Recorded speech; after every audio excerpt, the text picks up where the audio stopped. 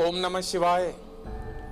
दोस्तों, जीवन में अनेकों बार आपके मन में ये प्रश्न आया होगा कि क्या आप किसी के ब्लैक मैजिक, किसी के तंत्र मंत्र टोने टोटके का शिकार हुए हैं। दोस्तों, आज इसी आपके बड़े सवाल को मैं एड्रेस करने जा रहा हूं, पर उससे पहले एक कथा पे हमें गौर करना पड़ेगा। उस कथा में ही, उस कहानी में ही सारे राज जो हैं छुपे हुए हैं। नवग्रह से आप वाकिफ हैं।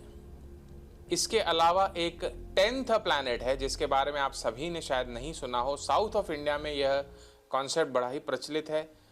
उसे मांदी कहा जाता है। मांदी, 10th प्लैनेट कॉल्ड मांदी। अब ये मांदी जो 10th प्लैनेट है, इसकी क्रिएशन कैसे हुई, उससे जुड़ी हुई कथा है। दोस्तों, रावण जो है वह मीन राशि रेवती नक्षत्र में जन्म लिया था। रावण का लग्न, कुंडली का प्रथम भाव हमें किसी को भी नहीं पता है, उसका पौराणिक प्रूफ नहीं है, बट हमें सिर्फ ये पता है कि वह मीन राशि रेवती नक्षत्र में था।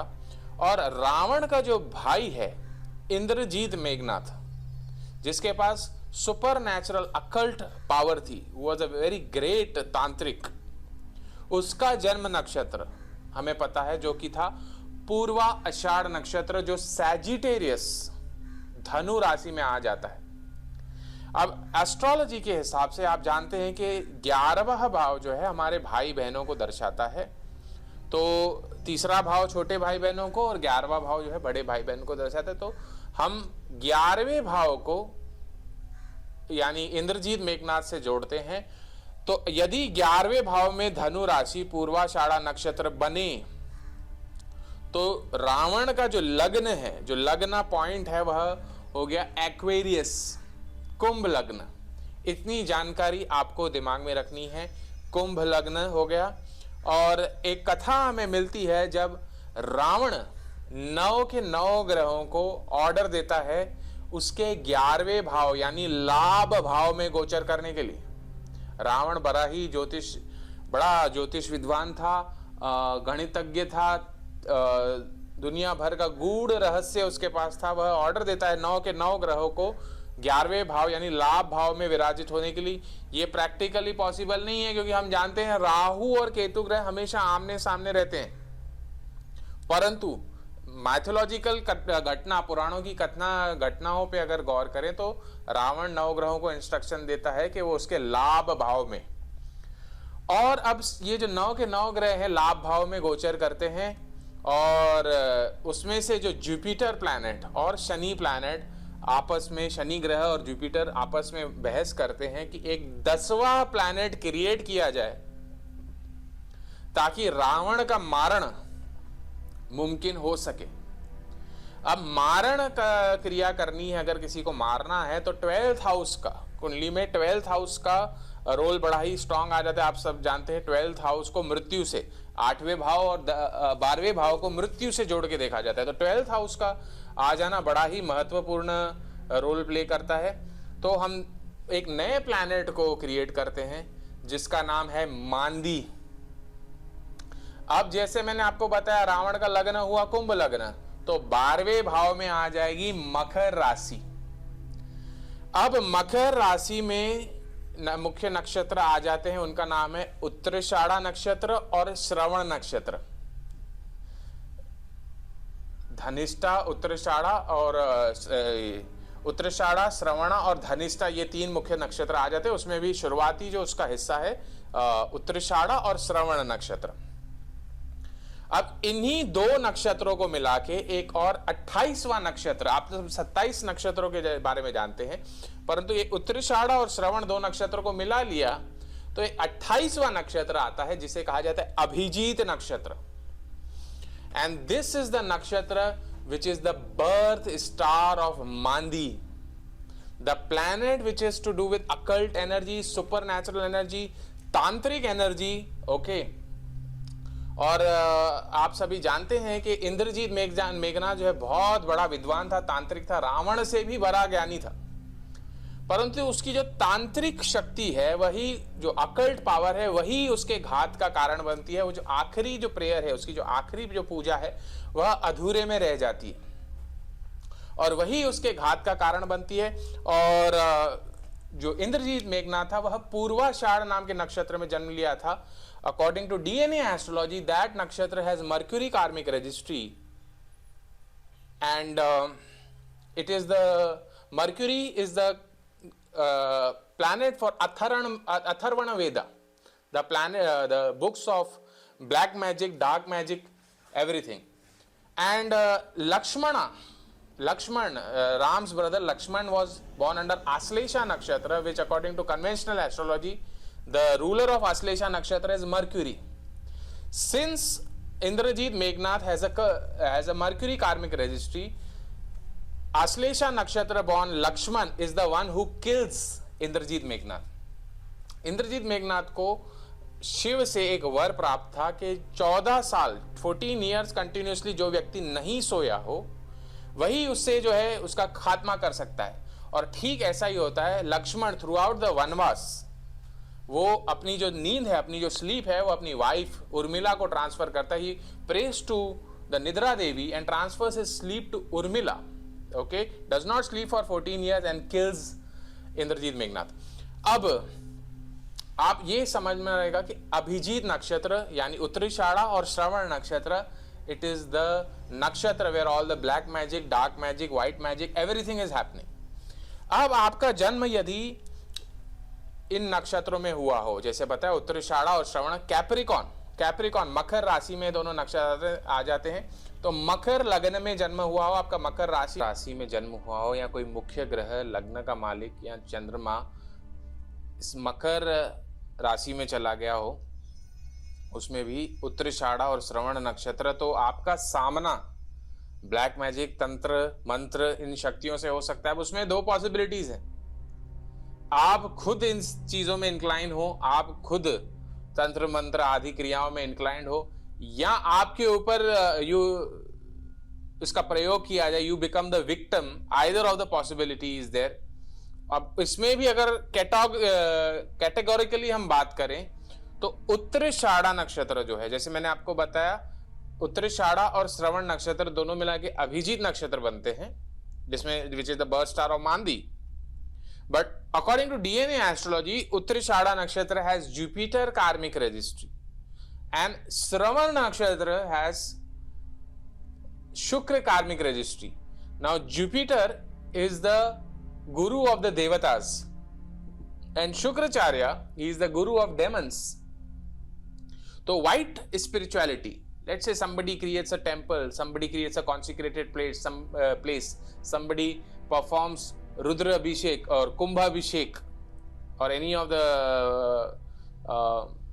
rituals, okay, for a positive spirituality, that will come under the Uttarashada Nakshatra.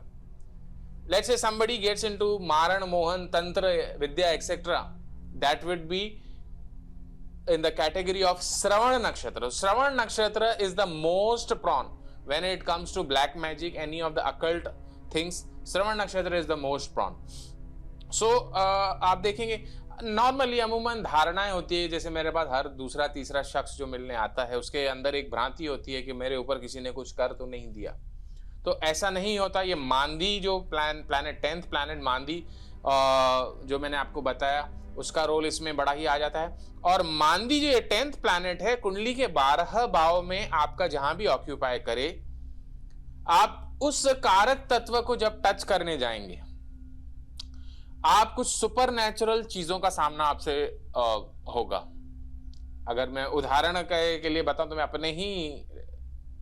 अपना ही आपको उदाहरण अगर देखकर बताऊं, मेरी कुंडली में मांदी जो है 11वें भाव में है, which is the house of paternal uncles, friend circle in general.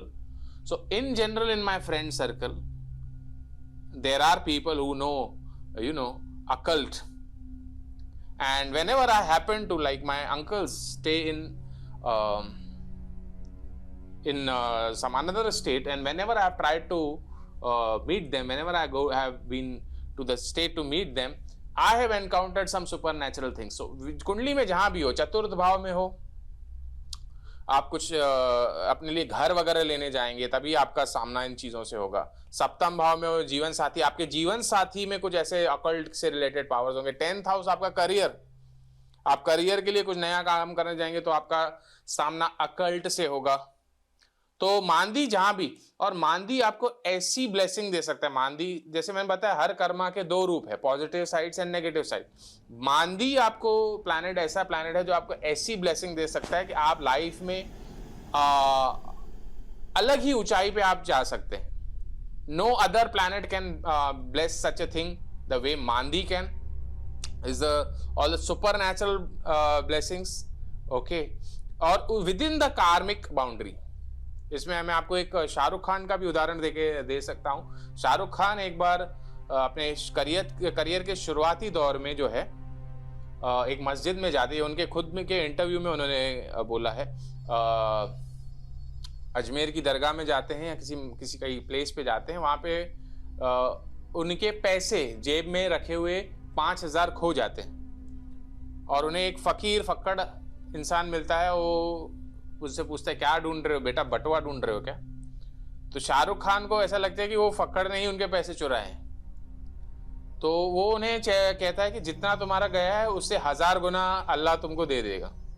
और that is the day, and today is the day Shahrukh Khan जो है उसका जो करियर का जो ग्राफ है वह बढ़ता है। तो मांदी एक ऐसी ब्लेसिंग दे सकता है जो आपको दूसरा कोई प्लैनेट नहीं दे सकता, depending on whichever house your Maandi is. और अगर हम कुंडली के भावों की बात कर रहे हैं तो किसी के भी कुंडली में 1, 3, 6 एंड 8, जैसे प्रथम का मालिक, 3rd हाउस का मालिक, 6th हाउस का मालिक, 8th हाउस का मालिक, यदि इकट्ठे बैठे हैं, आपस में कोई परस्पर कंजंक्शन बनाए, कोई कनेक्शन बनाए, तो इंसान का सामना इस तरीके की चीजों में, occult, spirituality, knowing the higher truth of life, third eye activation, okay, इस तरह की चीजों का सामना।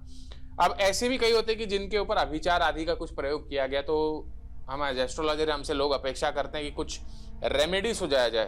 तो रेमेडी की अगर बात करें तो दुर्गा सप्तशती 700 श्लोक के ग्रंथ है, मार्कंडेय ऋषि ने इसे क्रिएट किया था। हर श्लोक अपने आप में एक महामंत्र है।